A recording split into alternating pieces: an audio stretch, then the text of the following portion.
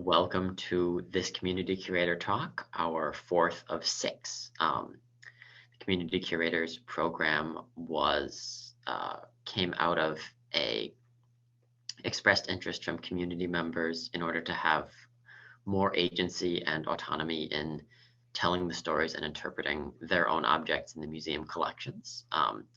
We've assembled this year a great group of folks who have been doing just that, and that's all from me. So over to you, Afton. I'm really excited. My first introduction to the Community Curator program was through a couple of the listening sessions. And so I was really happy to participate in those and a little about my background. Like Jenny says, my name's Afton Delgado. I'm a member of the Lakota tribe. I'm also a descendant of Santee and Sisseton, and I'm located here in Minneapolis. And so I really enjoy participating in any local information gathering, especially when it benefits making change or a mechanism of change in larger institutions. I'm pretty familiar when it comes to a lot of the barriers that a lot of Indigenous and people of color face when it comes into breaking into spaces that are traditionally held by white folks. So when I saw an opportunity to participate in listening sessions, I really grabbed on and wanted to learn more about what the Science Museum was doing and how they're encouraging Indigenous and other people to be not only a participant, but to also have, like Jenny said, an autonomy when it comes to what items are in the Science Museum. And since we do have a different relationship with a lot of the items within collections, I think it is important because a lot of people who enter a science museum may not resonate with the items that they see, as they may see it as a historical object or artifact that is long before us, like fossils, but for us it's something that our families of generations ago may have made. So I was really excited to be a part of this. So during this process, I reviewed the collections with some of the Science Museum team. And so something that really stood out to me was a lot of the parfleche items. So I spent about an hour or two in the collections, and I had the chance to look at items from beadwork, quill work, traditional leather work, and as well as some of the work done on parfleche. And so what really brought me to that is my own personal journey with creating parfleche items. So a little about me is that I'm also a traditional dancer. And so part of my culture is being a Lakota woman, but also as a dancer in the Powwow Circle, which is a lot of contemporary influences, is accessories made from parfleche, which is a hide. And so it's a lengthy process of being soaked, being stretched, being harvested, whatever it may be. And so while it may be seen in a lot of collections, it's something that we often use today. And in my regalia, I use it almost every time, whether it's earrings, hair ties, or small bags. And so I really want to create not a contrast, but a working conversation that this is something that we'd see historically, but also that we see used today.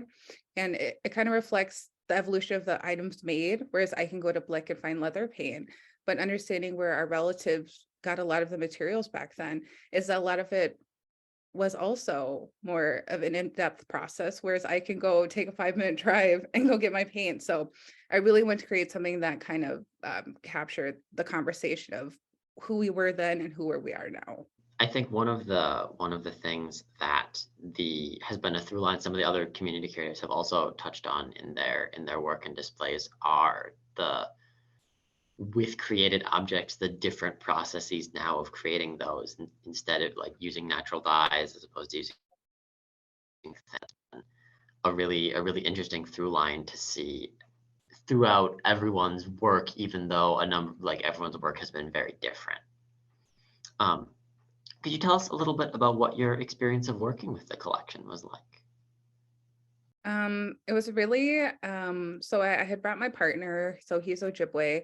And so knowing that there was an Ojibwe collection, it was an opportunity for both of us to see things that not only would kind of share a little about our influences, because he creates as well, but also opportunity to kind of create a connection. So it was really amazing and somewhat overwhelming, to be honest, when you first walk through the collections. I encourage everyone, if you can, visit it.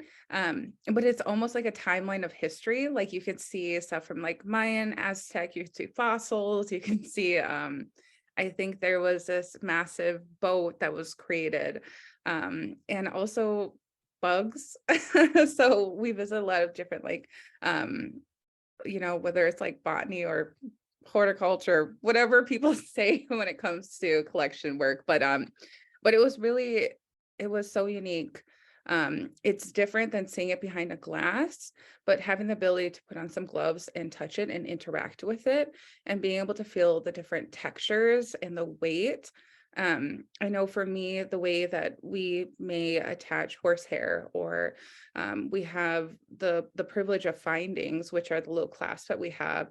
We have E6000. If you're a crafter, you know what that is, and we can really link things with newer items today. But being able to see the weight and how it was connected in the ties, it was such an amazing experience for me. And it really helped influence how I'm going to approach some of my own work, like taking some of the ways that were made back then. And while it may seem smaller impact, it really does show that they hold over time, maybe sometimes more than our materials now. So it was like mind blowing to me.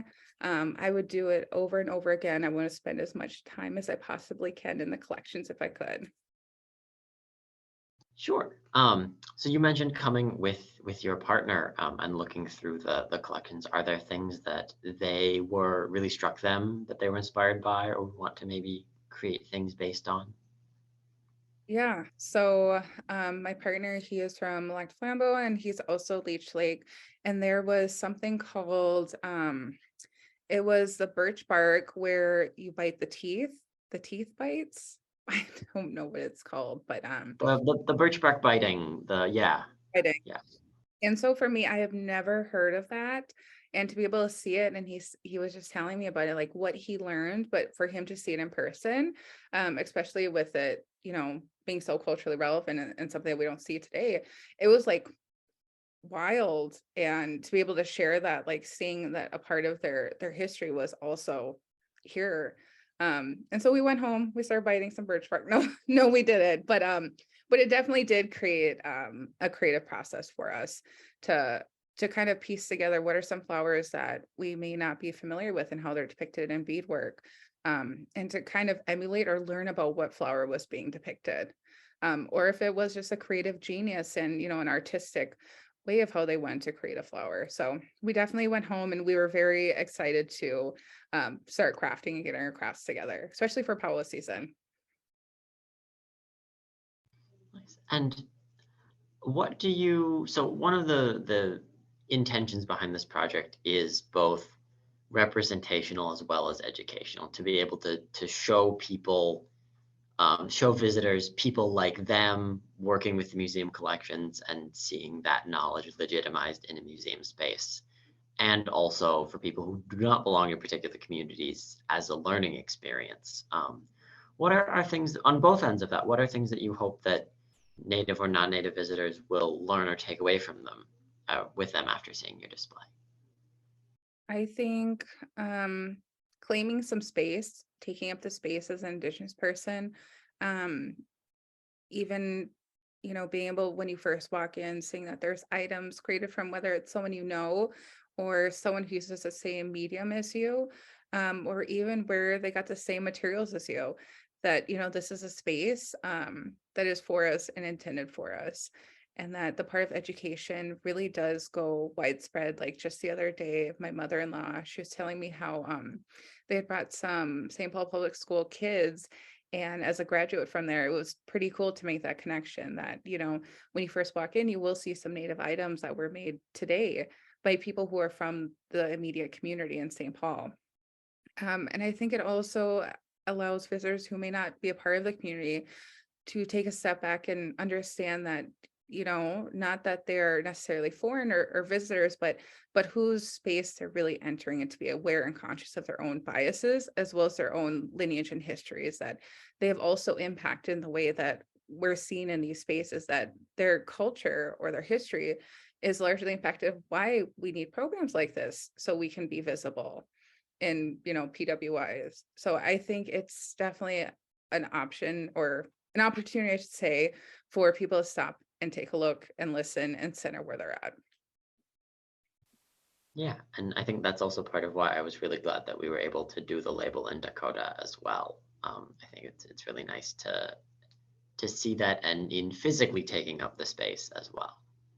And one of the things about your label as well is that the text is in English and Spanish and Dakota. Can you talk a little bit about your intention behind that and promoting that visibility? I want to make sure that Dakota language was included in this because it's important to myself, as well as around the art that I create, as well as around the people that were originated here.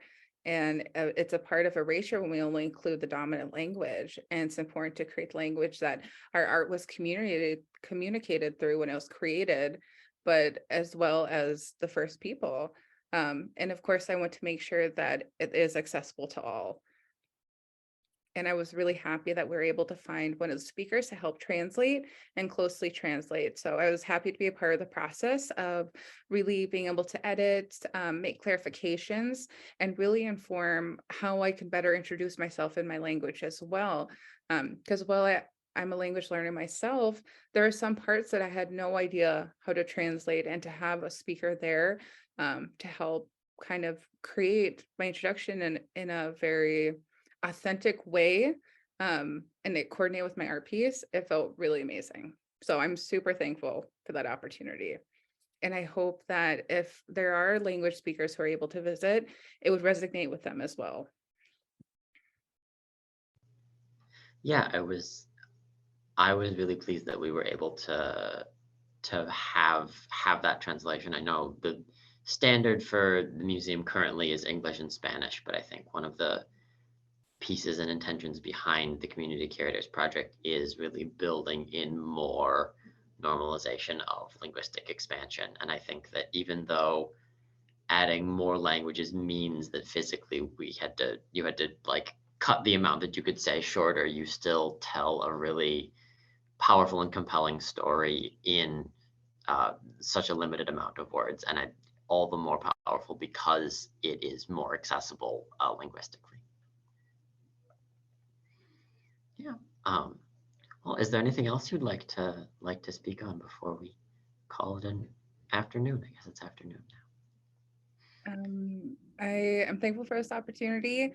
I really hope that we can see more iterations of this, whether it's in schools, having it in the larger exhibitions or exhibits, but definitely become a culture of the Science Museum where we can continue having programs like this to uplift and create collaborations between like what we've seen here, like speakers as well as artists. So I love that. So thank you. now. And this was a pilot program this year, and we were definitely piloting it. And I want to appreciate the patience you had with us as we navigated this process. Over the next year, we're hoping to revamp it, have 6 more community curators starting in January of 2024, if all goes according to plan. Well, thank you so much.